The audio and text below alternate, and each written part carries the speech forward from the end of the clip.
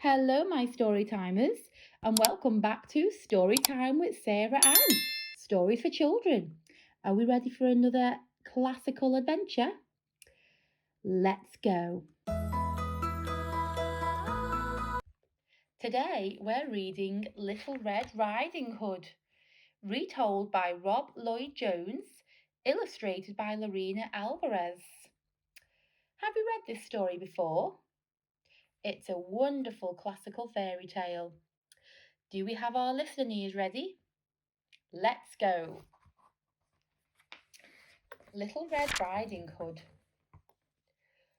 Once upon a time, there was a little girl called Little Red Riding Hood. She loved how her ruby red cloak swished and swayed as she skipped around her bedroom. Little Red Riding Hood lived by a creaky old forest where her mother kept bees and her father chopped down trees. One day, Little Red Riding Hood's mother gave her a pot of honey. "Will you take this to Grandma?" Birds swooped and chirped as Little Red Riding Hood skipped happily through the trees. "Hello, Little Red Riding Hood," called her father. But someone else was watching her too. A wolf! The wolf licked his lips and wagged his tail as he thought about eating Little Red Riding Hood for lunch. He could have followed her and gobbled her up, but this was a cunning and crafty wolf who loved to sneak around and set clever traps. Snickering and snarling, the wolf laid a large net on the path between the trees.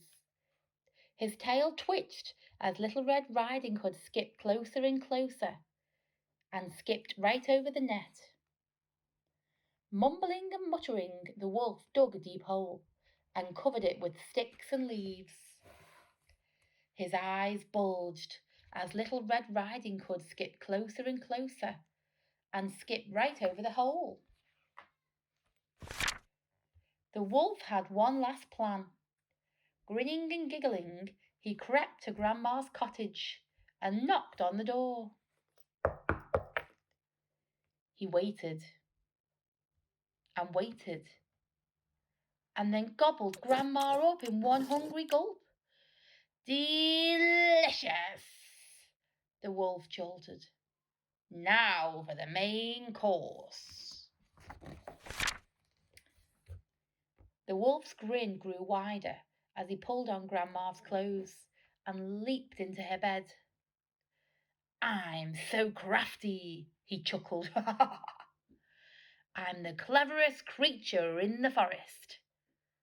He waited and waited until Little Red Riding Hood skipped into the cottage. "Hello, Grandma," said Little Red Riding Hood. "I've brought you some honey." Little Red Riding Hood came closer. "Oh, Grandma, what big ears you have!"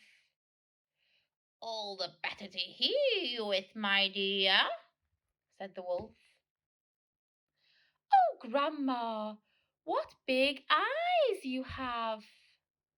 "All the better to see you with, my dear." "Oh, Grandma, what big hairy hands you have!" "All the better to hug you with, my dear."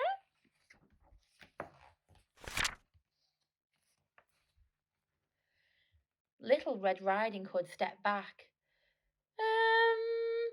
Grandma, what big teeth you have!" "All the better to eat you with," snarled the wolf. Hooting and howling, the greedy wolf burst from the bed and swallowed Little Red Riding Hood in one enormous gulp. With a full tummy and a happy smile, the wolf fell into a deep and dreamy sleep. He didn't see Little Red Riding Hood's father at the window. With a mighty roar, Little Red Riding Hood's father stormed into the cottage. He chopped open the wolf's tummy, and Little Red Riding Hood and Grandma came tumbling out. Now, Grandma had a cunning and crafty plan too. Little Red Riding Hood gathered stones from outside and dropped some into the wolf's tummy. Then Grandma stitched his tummy up. When the wolf woke, he howled and howled and howled again. Each time he moved, the stones rattled inside him. "I'll never be able to sneak around and set cunning traps," he moaned as he fled back to the forest. Now all the wolf could eat were worms and beetles and slow little bugs. He was never cunning or crafty again. Gotcha! And all Little Red Riding Hood skipped all the way home. The end. Little Red Riding Hood, it was first written around 200 years ago by brothers Jacob and William Grimm, who lived in Germany.